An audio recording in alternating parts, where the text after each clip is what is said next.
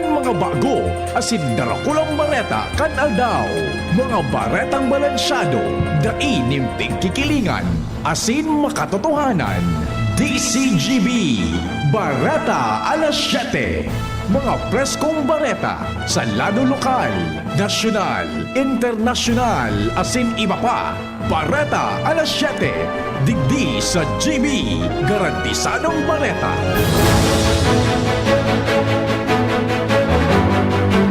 Mga tugang aldaw ngunya na Webes, Agosto 13, kami po ang sa inyong magiging tagapagbareta. Ako po si Henry M. Kaya ako po si Miss Jasmine Balon. Good morning, Jasmine. Good morning, VP Henry. Asin sa tuyang mga paraan tabay. Ngunyan mga tugang sa headlines o kaya kan mga bareta sa lado lokal. Dating rota kan mga pampasaherong jeep sa biyaheng 1st asin 3rd District ibinalik dahil masamok ng marhay ang tinampo sa may Ayala Mall sa public market kan Legazpi City. Pamilya kan 43 anyos na parasira na nawawara padagosan pangapuda nin tabang na mahanap an sa indang padre de pamilya. Daraga Community College Administrator Dr. Joey Zamora nagpahimutik sa mga aligasyon na igwa siyang karelasyon na estudyante sa nasabing eskwelahan. Pagpautob nin mas pinakusog na security measures sa mga pampubliko asin pribadong eskwelahan sa Bakakay Albay, iniyunan kan mga school heads, principals, administrators asin concerned government agencies. Senador Mig Zubiri kinuntis tarang aligasyon na kinaputan niya ang listahan kan infrastructure projects kan mga senador. Ruling, warning asin order katakod sa pagbalgar ka nagkaperang individual sa impeachment rule na nagbabawal sa pagpaluwas nin public comments. Sa merits kan kaso, pigahanda na ni Presiding Officer Senator Chis Escudero. Flood control project sa 2027 hihinguhaon kan Kamara de Representantes tanganing de mauturan korupsyon kan mga nakaaging taon. Paggamit ka no VP nin confidential funds, irregular dahil kulang sa dokumento sigun sa COA witness. Sa ibang nasyon, North Korea nagpalayog ng ballistic missile bago ang military drills kan US as in South Korea. Opening day sa quarterfinals basketball open category kan Albay Intertown Governors Cup 2026, dinagsanin kadakol na tawo. Ngunyan po sa detalyes kan mga bareta sa lado lokal. Ibinalik ang dating rota kan 1st as in 3rd District na pampasadang jeep dahil sa masamok ng Marhayan, Legazpi City dahilan sa illegal parking. Inan paliwanag ni sa DCGB News sa Legazpi City Public Office Head Octavio Rivero. Kasunod ka nagbutwang reklamo na nadidipisilan ang pagsakay kan mga pasahero sa mga public utility vehicle sa nasabing rota. Sinabi ni Rivera na ang PUV na hali sa 1st as in 3rd District kan Albay maagi sa Ramon Santos Street malusot sa Arco kang Orozite diretso sa Water District turnover or turn right asin maluwa sa crossing kan Yasiano diretso sa Legazpi City Terminal. Tinaman indo ni Rivero na ini ang original na rota na binagusan na kan nakaaging pandemic tanganing mairani ang biyahe sa sentro kan Legazpi. Sa ngunyan maigpit na pinagbabawal ang pag-agi kan nasabing jeep sa Ayala Malls asin public market dahil nagiging masamok na marahay ang tinampo. Apera kay ni sinabi ni Rivera na makaherak ang mga passenger jeepney na dain ng pasahero dahilan sa mga nagbubuso asin dain nagsunod sa pila. Sa pagikan pagbalik ang rota, pigsolusyonan ang illegal na terminal, sampang kang Ayala Malls, mga pampasaherong pick-up na pigdidesignar kan mga barker, mantang nawawara ini dahil diretso na sa terminal. Mientras na siniguro ni Rivero na pwedeng masusog ang ordinansa kang Legazpi na mapakusog sa nasabing lockdown. Alungkat ko sa mga ordinansa, kung iguang ki mga ordinansa na, dyan na yan sa Ayala Mall, maagi. Sa ko hindi pa ako nako pang ordinansa, kaya pig-adalan ko pa, makakonsulta ako kay Councilor Lucila, kung iguay na ordinansa, tapos yung mga nagka-remote na, mga naging city councilor kaya pag-sisunod ka Legazpi, nagkapot kang Committee on Transportation, tanganing po maging maliwanag sa mga driver, kung saan talaga sila dapat mag-aagi. Tingog ni Octavio Rivero, pamayokan PSO sa Legazpi City. Ang baretang ini hatod sa Indukan. Optin Lutein Capsule. Alagaan ang paningin sa tulong ng Optin. Kitang-kita ang kalusugan ng mata. Padagos na nangangapodan intabang ang pamilya kan 43 anyos na parasirang si Frederick Llaneta, residente kan Barangay Bangkirohan, Legazpi City sa publiko matapos magpalyar ang ginibong search and rescue operation. Kanakaaging aldaw na mahanap siya sa kadagatang sakop kan nasabing lugar. Ini matapos na personal na magpasiring sa DCGB News. An sa iyang agom na si Melanie Llaneta, tanganing maghanap nintabang sa publiko sa paghahanap sa iyang agom. Sigon kay Melanie, ultimong nahiling ang sa iyang agom bago maglawod kan Lunes, sakay kan sa iyang ginibong burubangka na gibo sa blue na drum. Nangapudan man ang pamilya asin mga otoridad. Sa siisay man na maimpormasyon manungod sa kinamumugtakan ni Frederick, natulos ining ipaabot sa paaykan pagpadaranin mensahe sa numerong 0920-270-8978. Ako po na nanawagan po ako na kung sino man po ang makakita po sa sa sasakyan po ng simpleng bangka-bangka lang po na gawa sa blue drum, po ipagbigay niyo po alam sa amin kasi po matagal na pong hindi nakakabalik sa amin. Aalala na po kami kasi na kung ano na nangyari. Kaya sana po matulungan niyo po ako. Sana po magtulungan po tayo. Antingog ni Melanie Llaneta sa entrevista kan DCGB News. Ang baretang ini hatod sa Indokan Mega One. Ang Mega One ay may 21 sangkap para matulungan ka sa iba't ibang karamdaman tulad ng diabetes, high blood, stroke, arthritis, kidney failure, cancer, viruses, at iba pa. Tumawag kay Doc Joey Bitito sa 0998-975-8121 or 0917-853-8933. Mga tugang pinahimutikan po ni Daraga Community College Administrator Dr. Joey Zamora ang mga aligasyon na siya igwang karelasyon na estudyante sa nasabing eskwelahan. Sa entrevista kan DCGB News kay Zamora, sayang sinabi na dining katotohanan ng siring na mga aligasyon. Sa pagkasabing parte ini kan pakaraot sa iya bilang sarang opisyal. Kinumpirmar kan opisyal na nakipagkoleran na siya sa cyber group o cybercrime group. Tanganing masusog ana sa likod kan aligasyon. Si Zamora nasa 2 taon ng administrador kanasabing eskwelahan, mantang ini an enot na pagkakataon na na-experiensyahan ang siring na isyu. Siniguro ni Zamora na magkipagtabangan siya sa sanggunang bayan Candaraga para sa magkanganigong aksyon. Enot nang kinumpirmar sa DCGB News ni Konsihal Attorney Ian Makasinag Candaraga Albay ang reklamong nakaabot sa iyang opisina hali sa sarong magurang may kinaaraman sa ligadong relasyon kan sarong school official sa saro na estudyante.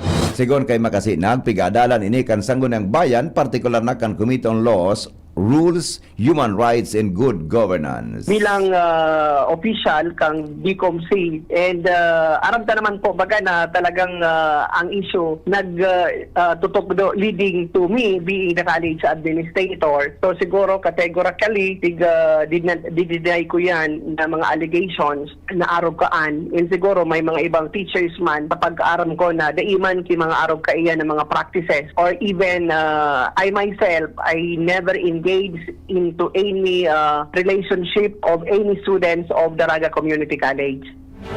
Ang tingog po ni Daraga Community College Administrator Dr. Joey Zamora sa iyang pagpapahimutik may kinaraman sa sinabi ng isyo. Inuyunan kan mga school heads, principals, administrators asin concerned government agencies sa Bakakay Albay ang pagpapautob ng mas pinakusog na security measures para sa kaligtasan kan mga estudyante sa mga pampubliko asin pribadong eskwelahan sa Banwaan. Sa ginibong pagururon kan mga personahes kan nakaaging aldaw, pighiras ni Bakakay Mayor Nuki Bumbales na kaibahan sa mga napagkasunduan ang mas pinakusog na random bag inspection, pati na ang police visibility sa bilog na Banwaan asin pagbilog ni Unified School Security Plan for Bakakay. Maawot kaining malinaw na maidesignar ang mga responsibilidad gan kada ahensya sa incident reporting, emergency response, medical assistance, child protection, psychosocial support, as in post-incident welfare response. Pigtawan doon man ni Bumbales na posibleng maging magkakaiba ang magiging pagsimbag sa pinag-uruyunan na plano. Depende sa sitwasyon, alagad sararo ang kamauotan kan mga ahensya na mamantinir ang kaligtasan kan mga estudyante sa Bakakay Albay. Oras Pilipinas, asin po sa DCGB. 12 minutos makalihi sa alas 7. Igwa na pong masisirungan ang mga benepisyaryo kan benting bigas meron na o BBM Rice na nagpipila sa warehouse kang National Food Authority o NFA sa Tabaco City para makabakalin baratong bagas. Ini matapos ang giraray na magpadala ng mga canopy ang lokal na gobyerno kan Tabaco sa nasabing warehouse kasunod kan kahagadan kang NFA as in Food Terminal Incorporated o FTI. Matatandaan na dati nang nagpadala ng mga canopy ang Tabaco LGU sa lugar. Alagad ay pigtugutan kan NFA dahil pwedeng maging ulang sa mga truck na naglalaog as in nagluluwas sa warehouse. Kanakaaging Lunes, ipinaabot kay Mayor Reynaldo Bragais ang kamugtakan kan mga benepisyaryo na napipilitan na magpila nin haloy sa taho kan mainit o mauran na panahon. Elan digdi dainin tukawan asin masisirungan. Tulos man nagkipag-coordinar si Bragay sa NFA warehouse sa Tabaco City asin hinagad na magsumite ng formal request para makasubli nin mga canopy sa lokal na gobyerno. Dahil sa pigsasabing pagbalgar sa limitasyon kan kapangyarihan kan sangguniang bayan, nagboto nin kontra sa Transparency Ordinance si Santo Domingo Councilor Marvin Baloloy na nagsusugo sa local chief executive o alkalde na magsumitir nin periodic reports manungod sa paggamit nin fondo, proyekto asin iba pang gastuson kan munisipyo. Pinagtawan linaw ni Baloloy na dai siya nagsasayuma sa transparency as an accountability ag alagad maawot niyang magibo ini sa paagi na nakalinyada sa leyes. Dagdag pa niya na pupwedeng lumampas sa legal na kapangyarihan kan sangguni ang bayan ang pagsugo nin bulanan na report sa alkalde asin ang pagdesignar nin administratibong aksyon kunday ini maisumitir. Pinagduon pa kan opisyal na may eksistidong mekanismo para sa transparency, kaibahan ang Local Government Code, Commission on Audit as in Department of Interior and Local Government Full Disclosure Policy. Magigirumduman na naaprobaran kan sangguniang bayan kan Santo Domingo an ordinansang may titulong An Ordinance requiring the local chief executive to submit periodic reports on the status of fund utilization, project utilization, and other expenditures to the Sangguniang Bayan of Santo Domingo, Albay, and for other purposes. Nagbotong pabor digdi sina Councilors Clinton Chan, Patrick Chan, Lyra Gregorio, Carlo Baloloy, Crazel Mandane, Jose Maristela, mantang no man sina Councilors Dino Sortida, Raquel Santo Tomas, asin Marvin Baloloy. Mantang on official business naman, si Councilor Jerry Banyega. Nasa kamot ng unya ni Mayor Bong Banda kung naaprobaran niya o i-veto ang nasabing ordinansa. Big bobosol po ni City Councilor Arnold Onrobia kasangguni ang panunsod kan Tabaco City ang pagbilog nin Tabaco Youth Innovation Challenge o TYIC na maawot na magpahiwas ang partisipasyon kan mga kahobinisan sa pagmanihar asin paghanap nin solusyon sa mga kinakampang na agyat kan syudad. Sigur kay Onrobia sa araram kan TYIC tatawanan ang mga hobenes in oportunidad na makapaghiras nin makabagong ideya asin suwestyon para sa mga aktual na problema ang kinakampang kan Tabaco City. Ang propestong lay may potensyal pwedeng baloon asin ipautob si rarom kan lokal na gobyerno asin bukas na mapahiwas ang iba pang lugar o sektor kan mapatunayan na efektibo. Tinawanin doon ng Rubia na dakulang bagay na mataunanin espasyo ang mga kahobinisan sa pamamayo dahil bako gabos na importanteng ideya ang naghali sana sa laog kan lokal o kaya sa laog kan gobyerno. 4.5 milyon pesos na kantidad nin tabang ang naidistribuir sa 997 benepisyaryo sa man iba-ibang barangay sa Ginubatan, Albay sa irarom kantulong pangkabuhayan o panghanap buhay sa ating disadvantaged workers o TUPAD program kan Department of Labor and Employment o DOLE bilang simbag sa epekto kan ashfall dara kan pag-alburuto kan bulkan mayon. Sa datos kan ahensya ang kada benepisyaryo nakaresibi nin 4,500 50 pesos para sa 10 aldaw na paramientras na trabaho. Kaibahan sa mga pinag-iibon ninda ang paglinig kan komunidad, paghali asin pagtipon kan volcanic ash asin debris, paglinig kan mga tinampo asin pampublikong lugar, clearing kan drainage system asin waste management. Sigon sa dole maawot kan programa na matabangan ang mga obrerong naapektaran, ankahan ong anhanap buhay. Dahil sa kalamidad, kasabay kan sa indang partisipasyon sa rehabilitasyon kan mga apektadong lugar. Mga tugang iyang panlitalyes kan mga darakulang bareta sa lado lokal. Iba pa, masunod, bangkalipas lang kan mga patalastas. Oras po sa Pilipinas. 17 minutos makalihis na alas 7. Magbabalik po kami. Makalipas lang kayo. DZGB Bareta alas 7. At ngayon, ang pinakabago, ang pinaka-epektibong food supplement na mabusising ginawa sa Amerika at matapos ang 3 taon, aprobado na ng FDA. Mega One, ang evolusyonaryong produkto na nagtataglay ng 21 natural na mga komposisyon na nakatutulong upang palakasin ang immune system at ang ating kalusugan. Para sa karagdagang impormasyon, Maaaring pumunta kay Doc Joey Bitito sa Barangay 18, Cabangan West, Legazpi City, kaharap lang ng Bangko Sentral ng Pilipinas. O tumawag sa 0998-975-8121 or 0917-853-8933 para sa free consultation sa natural medicine. bisitahin din ang aming Facebook pages, Mega One-Superfood at NHC Bayanihan Official. Mega One, evolusyon para sa kalusugan. Maugmang ipinipresentar kan lokal na gobyerno kan ginubatan sa pamamayo ni Mayor Gemma Ann Onhoco asin kan sangguniang bayan ang Longganisa Festival 2026. Kapang ang bulan na panunin maugma asin kapakipakinabag ng mga aktibidad na mapon Agosto 1 sundo Agosto 15 ngunya na taon. Day 1, Agosto 1, Holy Mass, Agri-Fair Opening asin opening kan Beer Plaza Pagkabanggi. Agosto 2, Zumba Competition. Agosto 3, Tree Growing, PWD Day. Agosto 4, Youth Service Day. Agosto 5, Peso Job Fair sa Ofracio Pavilion. Agosto 6, Bloodletting. Agosto 7, Ginubatan Got Talent. Agosto 8, Ginubatan Bodybuilding and Physique Showdown. Agosto 9, Ginubatan Half Marathon asin pauragan sa Ginubatan Kickboxing. Agosto 10, Ligtas Tigdas Program asin ang pinakaabangan, kulinarya asin Longganisa Boodle Fight. Agosto 11, Street Dance Competition. Agosto 12, LGU Program asin Services Orientation for Barangay Officials. Susundan kan Youth Day. Agosto 13, Civic Parade and Seniors Citizens Night. Agosto 14, Airsoft sa Oval asin Procession sa Banggi. Agosto 15, Agri-Fair Closing. Holy Mass in honor sa patron saint of Our Lady of Assumption. Tara na, pasyar na sa Ginubatan. Agosto 1 hanggang Agosto 15, Longganisa Festival 2026. Longganisa, Ginubatan, sarabay sa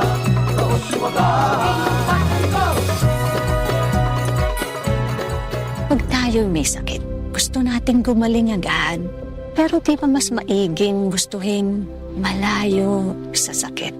Ang yakap ng PhilHealth, programa ng gobyerno na nagbibigay ng libreng pagpapakonsulta pati mga lab test.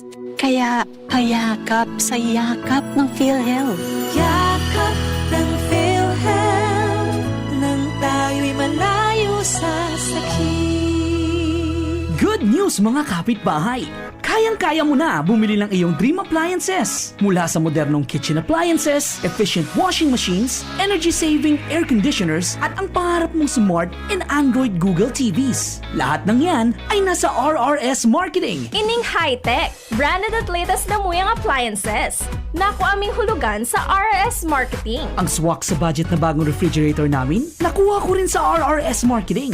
At di lang yan, sa mga warranties, wow! Sulit na sulit! Pwede sa inyong school, sa bahay, sa opisina at sa inyong negosyo. Kaya ano pang hinihintay nyo? Punta na sa RRS Marketing region-wide. Durable, sulit, di kalidad, at abot kayang appliances. Sain ka pa! Siyempre, sa RRS Marketing na! Basta appliances, sa RRS, yes na yes! Ready to experience exciting rewards and luxury gaming. With New Star Online, get a chance to win through multiple daily leaderboards. From Bingo Big wins and daily bets to daily claim and welcome rewards, plus a variety of rewarding promotions available every day. Download the New Star Online app now and elevate your gaming experience with more daily rewards. For EGLD reference number MKTG-2026-0940, 0940, 0943, 0946, 0947, 0949, and MKTG 2026-1210. Gambling is for persons 21 years old and above only. Gambling can be addictive. Know when to stop. Email responsiblegaming@pagcor.ph.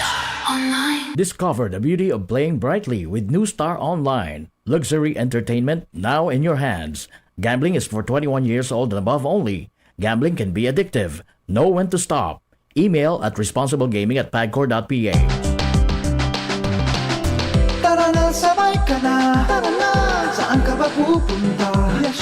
Maraming mabibili sa presyong abot kaya. Huwag magalinlangan, huwag mag-isip. Shopping need not be expensive. Yashano Mall. Yashano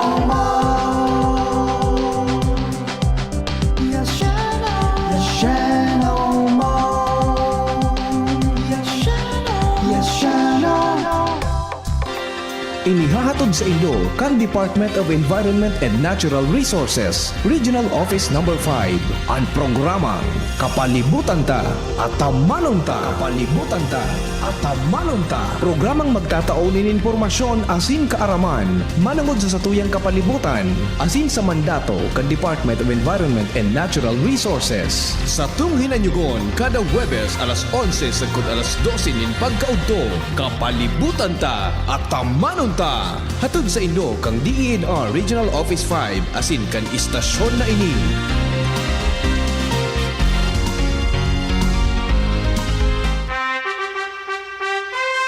Attention! Attention! Mga parantabay, may marhay na bareta! Ang DZGB nasa cellphone na! Yes po! Madadangog na ang DZGB sa saindong mga cellphone. Sa katuyuhan na mas lalo kamong mapagserbihan asin dagdag na konbenyensya sa saindong gabos, ang DZGB pwede nang ma-access sa paagi kan sa indong cellphone. I-download lang sa saindong mga Android phone ang DZGB app sa paagi kang Google Play Store asin Apple App Store asin hanapo ng DZGB Live. I-install sa saindong gadget asin malinig nindong madadangog ang DZGB. Libre po ini. DZGB. Number 1 na, may Facebook Live pa. Ngunyan, may DZGB Live app na. O, ano pang pigahalat nindong mga paraan tabay? Download na! DZGB Barreta alas 7. Padagos kita ngunyan mga tugang sa mga darakula niya tong bareta sa lado nasyonal. Ipinahayag po ni Senate Majority Leader Mig Zubiri na dahil siya noari naghaganin manalistahan kung project request kan mga senador na nanirbihan ka o kan manirbihan siya bilang Senate President.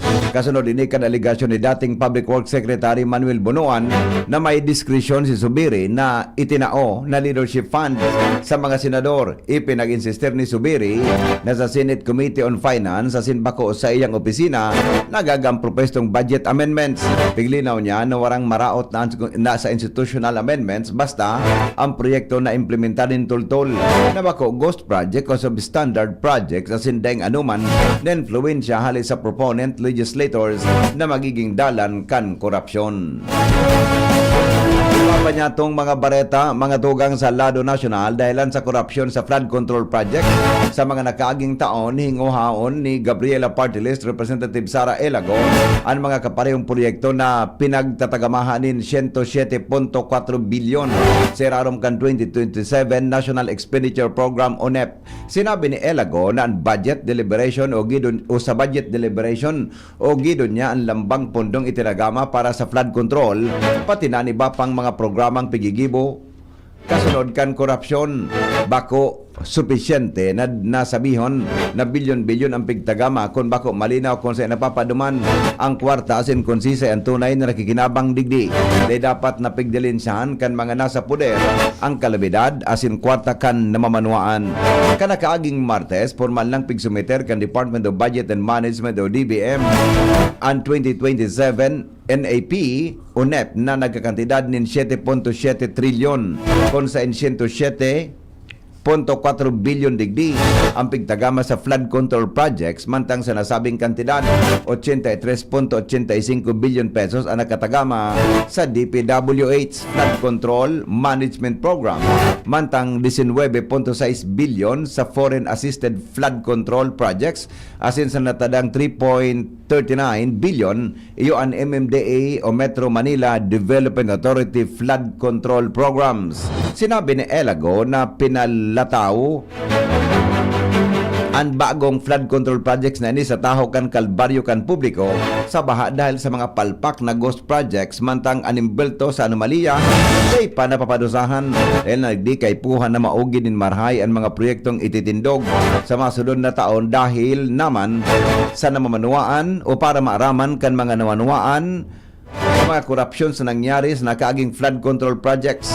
Sa budget deliberation, piglalaban ninda ang budget na tunay na nagsisimbag sa pangangaipo kang namanuaan asin bako sa interes kan nagkakapira. Nag-drop si Presiding Officer Jesus Escudero nin ruling warning as in order katakod kan pagsuhay ka nagkaperang individual sa Impeachment Rule 18 na nagbabawal sa mga prosecutors, presiding officers, senator judges as in councils na magpalawas nin public comments o disclosure sa merits kan kaso. Kasunod ini kan reklamo ni Season sa social media post ni Prosecutor Council Amando Ligutan may kinaraman sa impeachment trial ni Vice Presidente Sara Duterte. I-anunsyo ni Escudero ang sa iyang ruling sa masunod na semana. Ipinahayag kan Commission on Audit o COA auditor sa impeachment court na irregular ang paggastos kan Office of the Vice President o OVP nin 125 milyon na confidential funds sa laog nin 11 aldaw dahil kulang ang mga dokumentong masuporta sa mga ginastos. Sa nagapadagos na impeachment trial ni Vice President Sara Duterte, sinabi ni Sailin May del Ocampo kan COA Intelligence and Confidential Funds Audit Office na guminamit ang OVP as in Department of Education o DepEd in Kabilugan na 612.5 milyon na confidential funds. Alaga dahil nakapagtaanin sufisyenteng dokumento para patunayan na naging matrayumpa ang pigasabing security operation kan mga ahensya. Sinabi ni Del Campo na Onidi Campo na dai anuman na parte kan 125 milyon na confidential funds kan OVP na dahil nagastos sa Disyembre 31, 2022 dapat ibalik ini sa National Treasury. Bareta, mga tugang sa Luwaskan, Pilipinas, asin sports. Kasabay si Nicole Ann Gloriani. Good morning, Nicole. Good morning, VP. Good morning sa mga paraantabay. Nagpalayog ang North Korea nin ballistic missile bago ang tauna na joint military drills kan Estados Unidos as in South Korea na midbid bilang Ulchi Freedom Shield na maduran nin 11 aldaw pon sa Lunes, Agosto 17 sa kod 27. Ininani kaduwang ballistic missile test kan nasabing nasyon sa laog sa narin sarong semana na nahihiling bilang protesta kontra sa military drills na sa saindang paghiling sarong ensayo para sa invasion o pagsakyada. Sigon sa Joint Chiefs of Staff kan South Korea, pinapotok ang ballistic missile gikan sa Eastern Coastal Wonsan area pasiring sa East Sea na midbid bilang Sea of Japan badang alas 6 nin aga kasuudma na uminabot nin sobra 700 kilometros. Nakahandaaman ang laro kan South Korea sa pagkikipagtabangan sa Amerika para pugulan ang anumana provokasyon kan North Korea. Hinagad man kan Presidential National Security Council kan Seoul sa Pyongyang na punduhon ang paglansar ng ballistic missiles ninapod kaining sarong klase ng provokasyon na nagbabalgar sa resolusyon kan United Nations Security Council. Sa lado kan Karawato Sports, pano ni o excitement ang opening day kan quarterfinals kan Basketball Open category kan Albay Intertown Governors Cup 2026 kasubanggi na ginibos sa Albay Astrodome. Full pack man ang Albay Astrodome kan mga suportadores kan tulong team na napasabak tulos sa magabat na mga laban. Sa pinakang piga-abangan na laban kan Bagong Legazpi as in undefeated Pulangi Red Hunters, naging mahigpit ang laban pero sa huri ginana kan Legazpi ang kawat sa skora na 71-61.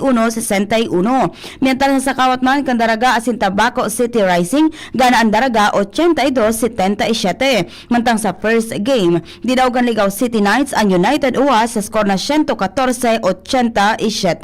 Iyan ang detalyas kan bareta sa lado kan Libang Nasyon as Sports. Ako po si Nicole Ann Gloriani.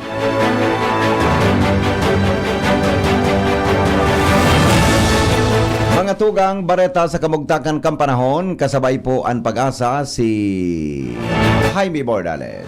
Yes po, marahay na aga sa mga paraantabay para sa satuyang weather forecast. Ngunya na aldaw na Webes, petsa 13 kan bulan na Agosto. So, generalmente magaya na panahon man girarayaan lauman ta sa maghapon, digdi sa Kabikolan. Kapera na lang duman sa perigdaang pagkuran o pagtagiti, daramang giraray kan maluyang habagat po southwest monsoon na nakakaapektar sa bilog na Luzon. Wala kitang na-monitor na LPA o bagyo sa laog kan sa tuyang area of responsibility. So, bagyo man duman sa luwas kan sa tuyang PAR, nagkusog na ini bilang sarong tropical storm asin kaso bagong agaan sa iyang presenting lokasyon. Nasa 2,560 kilometers sirangan, norte sirangan kan extreme northern Luzon. So, ini paparayo man sa tuyang nasyon asin wala man piglalauman na magiging epekto. Ang direksyon ka ini papasiring duman sa norte sirangan sa rikas na 20 km per hora. So digdi man giraray sa Kabikolan,